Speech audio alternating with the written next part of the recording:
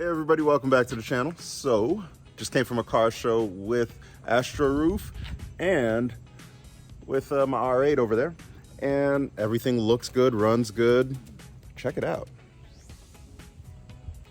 So it's all shined up, polished up, so it's looking really, really nice. Just got some finishing details to do to it. I've got the headliner in, but I'm having trouble keeping it up and in place. So let me know in the comments what you all are doing to keep your headliners in place. Thinking maybe I'm missing something. Maybe this trim is just not supposed to be there. But let me know what you think. Let me know what you're using. I know that I'm missing this piece for my dome light, but they're just on national back order. I would have to buy used, and I just don't see that. I don't see any available right now. So let me know what you all are using for your Astro Roof headliners. We've got the clips in the front and the back, and of course on the sides too, but it's just not enough to hold up the middle. So are we talking double-sided tape? What are we talking about here? Let me know. There's still some more tuning to go on this. We've gotten everything ironed out. It does not leak it doesn't have any pre-turbo leaks, so we're solid there. Pop in the hood. I'll show you what we got here. We got the headers in, we got the downpipe in. I've cleaned up and got this fan in just a little bit more. We have our cold air intake in. Valve covers have been redone. Oil fill neck has been redone. The entire underside of the hood has been detailed to a point where I'm a little bit more proud to show it off. Before it was just dusty, dingy, and I would have probably kept my hood shut at the car show, but now I can show it off a little bit more proudly. And of course I got new spark plug wires in there. Those DNA headers, they threw me for a loop, but finally got them in and they look great. So no regrets on going with those over stock. You just got to know what you're getting yourself into when you buy them. It's going to take a bit of fabrication to make it work, but at least you're not breaking out the welder to fix anything, right? So that's great. So it looks good. I haven't turned up the boost any yet because I am going to tune it just a little bit more, make sure it's totally safe to start turning up the boost, and we will get that dialed in and making passes. But as I said, today is about T-top. And I've been having this problem with getting it running and staying running, which is kind of annoying. Listen up. So we started up and it dies out, right? And we talked earlier in the previous episode that I was showing you all this OTC 2000 that likely we'll need to reset the IAC and the TPS. IAC being idle air control and TPS being throttle position sensor. Once we nail those two down where we need to, then we can start it back up and see if everything is working as it should. So let's start off with that. All right, so I take a look back under the hood, and what do I find? This is my throttle position sensor. It's supposed to have two screws, one on each side, and I am missing one. So don't like that. This bolt looks factory. It didn't look factory at first glance, but it's got that right washer behind the nuts, behind the bolt, I should say. So I think that's right. This throttle position sensor looks like there's never been anything screwed in there. So that's interesting. I may need to find a screw for that. Also, taking a look at the vacuum block, somebody has used epoxy to put that back together. Yeah, it looks like they use epoxy here. So let's see what we got in part storage. So some of you may remember this, but when I had my first Grand National, I got a turbo from somebody local. And when they gave me the turbo, they included the throttle body. So I have a good vacuum block. I have a good throttle position sensor with screws. So I'm just gonna use that, put them on there, and go ahead and tune that. I think I have an extra idle air control too. Nope, that one's missing. Pretty sure the one that I have on there is good. So I'll take those parts off, get them on here, and we'll keep on going. Also had to stop for a second because the mail guy came by, and that is my new shop light. So here it is. So it's a DeWalt, like pretty much all the other cordless power tools that I have here. And it's got good reviews on it. We're gonna give it a shot, see if I like it. And I've been needing some extra light in here just because when the hood is up, you can't see too much in the garage. I was really spoiled when I was working on Astra Roof because there was a good bit of time when the hood was off of the car and I was doing body work on the hood, on the side, so I had access to all of this light.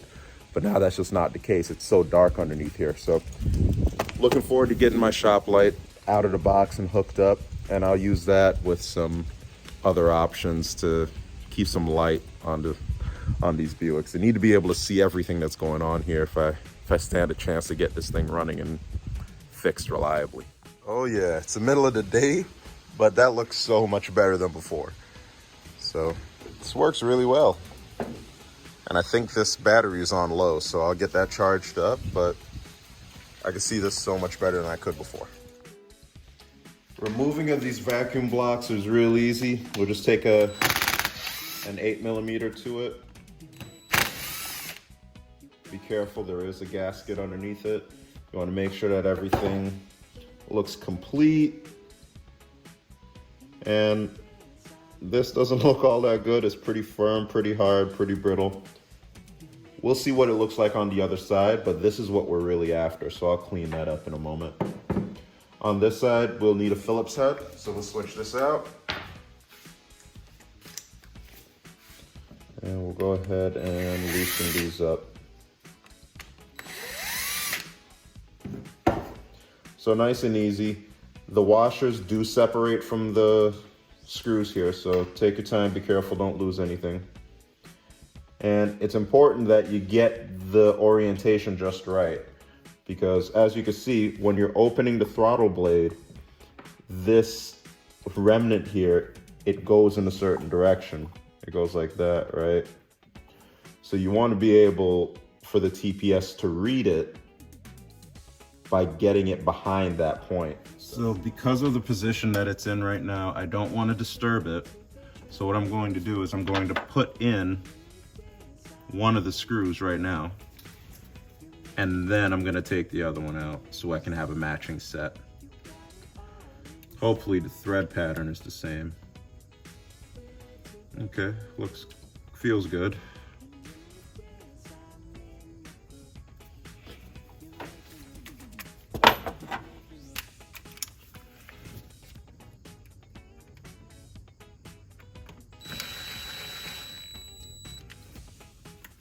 Now I can loosen up this one. Now remember, the only reason I'm switching screws here is just so I can have a matching set. Aesthetics wise,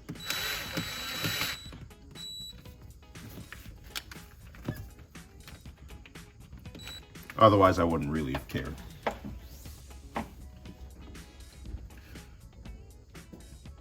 What I'll also do is I'll record where each one goes, and I can swap them out with my new vacuum block. New to me anyway.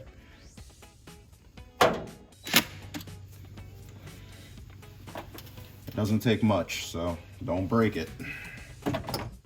All right, so with the vacuum block replaced and the throttle position sensor screws in, we're turning our attention to actually setting the sensor. Hopefully you all can see this, but right here you'll see 0.54, and that's our current throttle position sensor voltage. We need to get it set so it's right at 0.42. So you make sure these screws are just a little bit loose, and then you can rotate until you get to that point where it's right at 0.42. Ooh, don't want that.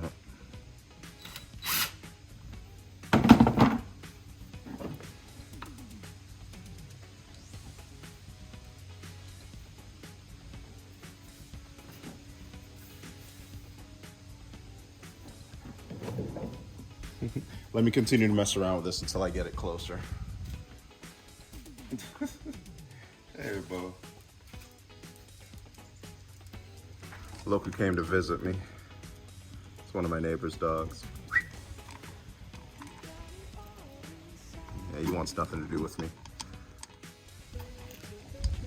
All right, so as you can see here, we're locked in at 0.42. We've got the throttle position sensor screws all tightened up, and we can begin the sequence of getting everything set up. Let's do that now. All right, so here's how you get started. Here is your ALDL connector. And what you're looking for specifically are the top right two pins. Trying to get it to focus there. So those two pins that are being exposed right now, you're going to connect those two to each other. I'm going to use banana clips, my Harbor Freight Special, and get them hooked up. All right, so that's done.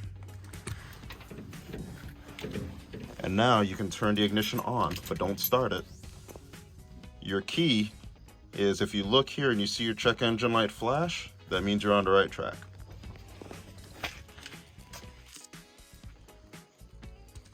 It's not doing it right now, but one thing to listen for is you'll start to hear your IAC motor retract. It'll just be a winding sound is the best way I could describe it. And you'll feel the vibration coming from this motor down here. So you wait 30 seconds and then you disconnect the plug that's on that sensor. Now remember, this is the connector that I'm talking about right down here. You just pull it towards you and then you push it away. Okay, let's see here.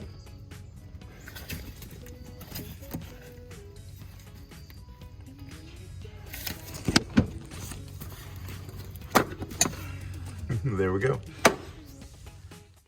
Then we'll come back under the hood and we'll disconnect our makeshift connector.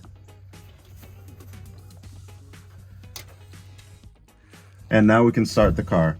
Now it's going to idle rough because that IAC isn't plugged in.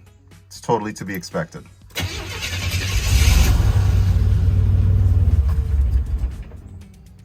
That sounds like more of the same. But we're just going to keep trying until we can get it to hold and idle.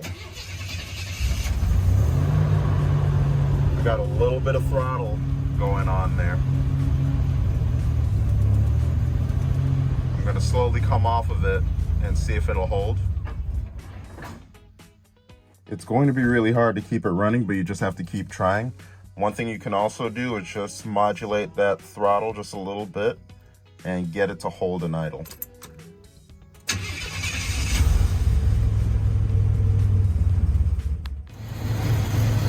Now, once you get it running like this, you want to set the RPMs for 500.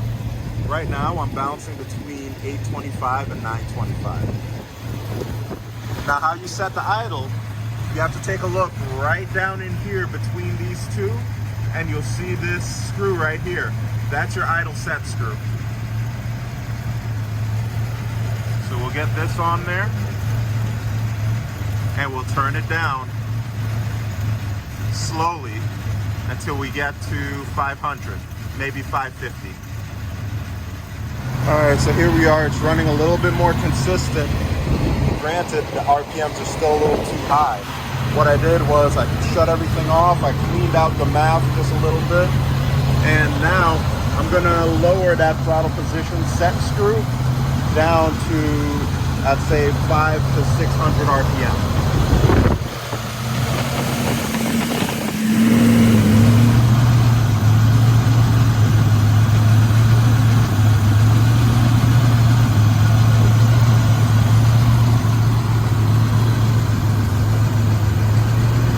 I'm at 825 right now. Feels like it's running really well. Let's see how the response is.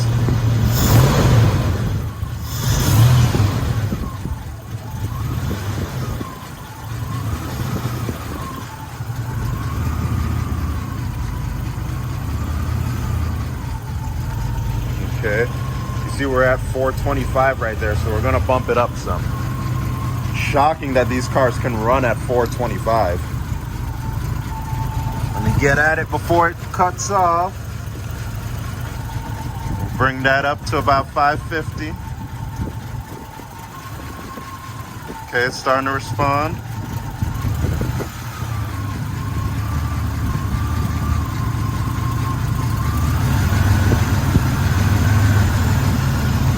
That sounds right. Let's...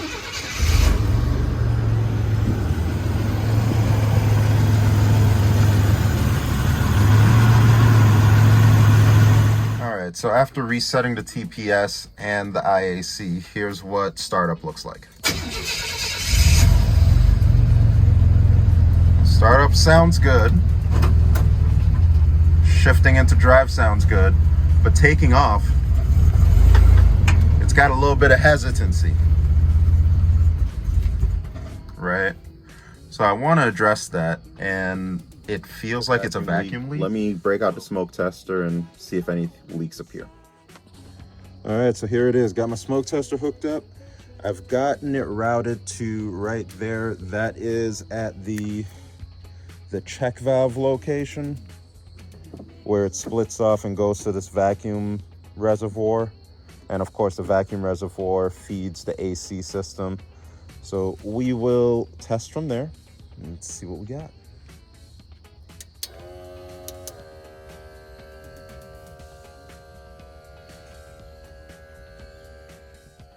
All right, so here are the leaks. We got one coming right off of that same connection.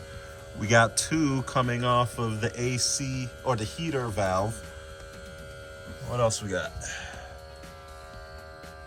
Okay, we're good down here. We're good at the lines, we're good at the vacuum block. The PCV looks like it's good too.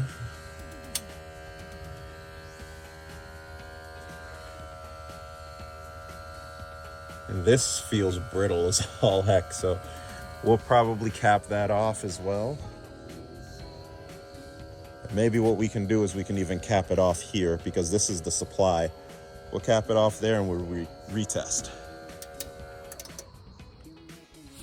While I was going to grab a bolt so I could cap that off, I'm seeing a couple of other leaks. We got one coming from right here. Wow, if you look really close, you'll see something coming off of that PCV valve. I mean, wow, that mass airflow sensor. And right from down here at our oil fill tube. Not seeing anything else, so let's get some more smoke on the situation.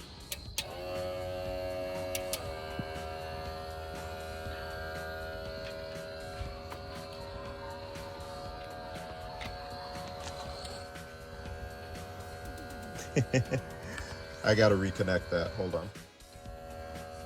Okay, so let's see. We know about these two leaks already. I'm not seeing anything from over there, which is good. See a little bit coming out of the throttle position sensor blade hole.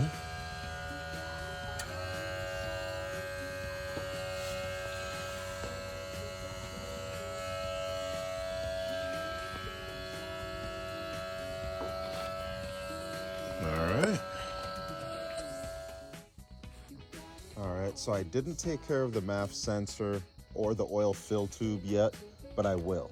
I just want to see if capping that vacuum line over there will be enough to get rid of that hesitation. So let's start it up.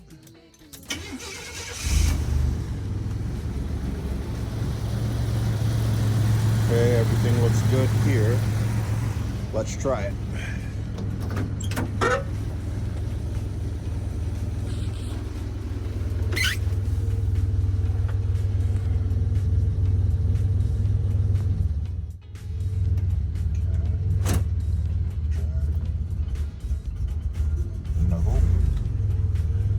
That is not it.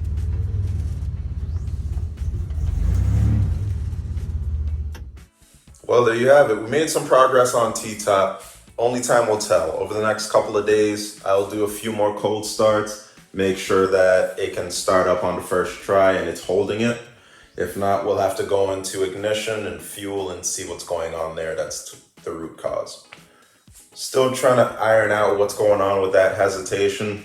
We'll figure it out soon enough. As soon as we get that taken care of, we can dive into paint and body work. So excited to get that straightened out and we can get it to start looking like something. But thanks for watching. See you on the next one.